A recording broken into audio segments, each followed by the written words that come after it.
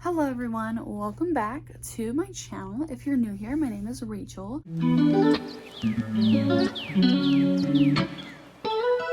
God, dry season. Dry. Oh, my kitty's sleeping on the windowsill. She's so cute. So last time we saw each other, I was talking about my summer to fall transition reads.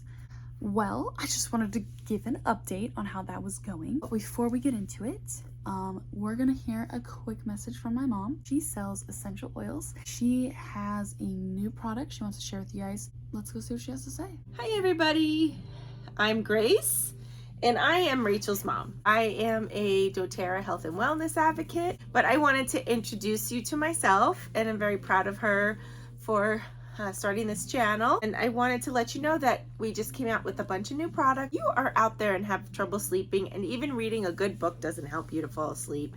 We have some things that can help you, some natural sleep aids, if you will, are named Serenity, because when you want to sleep for the night, you want to have some sweet serenity. So I want to show you this really cool Serenity stick. I don't know if you can see that, but it's called Serenity Oil. I put a few drops in my diffuser every night, and I put a little bit on my pillow as well, my wrists and my feet. And now we have this new Serenity stick, which smells yummy, has a little bit of valerian root in it, which is helpful with sleeping.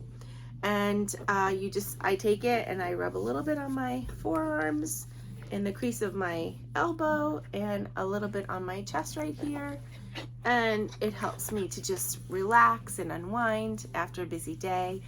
And I highly recommend them if you do have a hard time sleeping. Enjoy Rachel's review of her book. I appreciate you for tuning in. Good job. Okay, welcome back. I will have everything that has to do with doTERRA and essential oils in the description box. I will put my link down. We're gonna start with In New York Minute, Kate Spencer. This is the first book I read. I actually started annotating my books. This book specifically I lent to my friend, and she also annotated. I gave her full permission, and you know what? I was just doing that. And I say that because when you get the book back, the person that you lent it to, when they highlight and spot, you get to read and like it kind of experience what they were thinking, and it's like being in someone else's mindset on like reading, like seeing it from a different perspective, which I really like the idea. I don't know, I just think it's a really cool thing. I haven't seen it before. I like that a lot.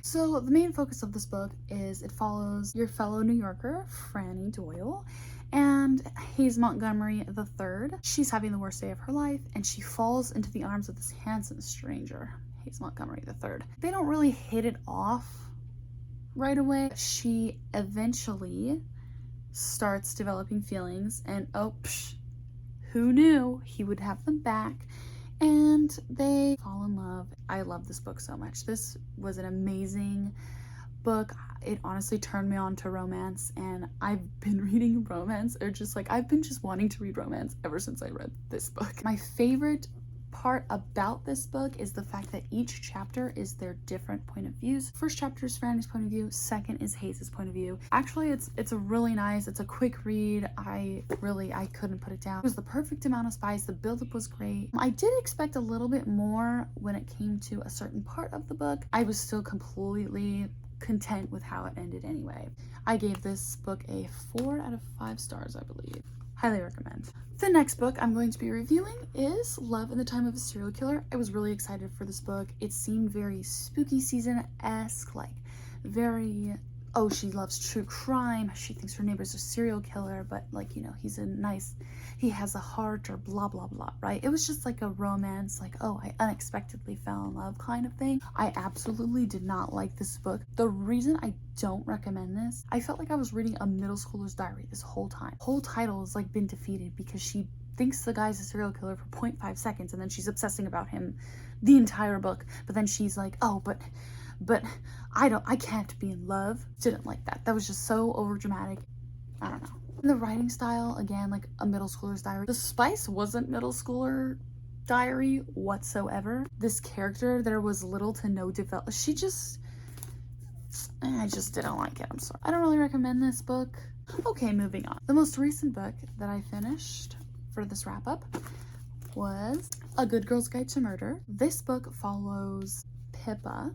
She teams up with the suspected murderer's brother, Ravi, and they work together to prove Ravi's brother, who is the suspected murderer of said murder, trying to prove him innocent. There was no trial, so there was really like no proof. They just kind of pointed a finger and like closed the case. Following Pippa and Ravi, and they're trying to figure out what really happened.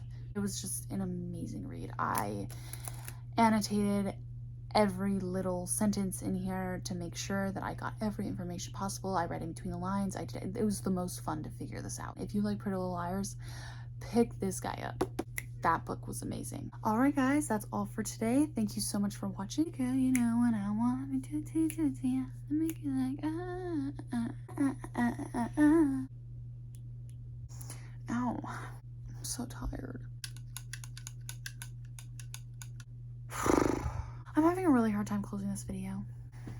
I just hit my back. All better. Okay, good night, everybody.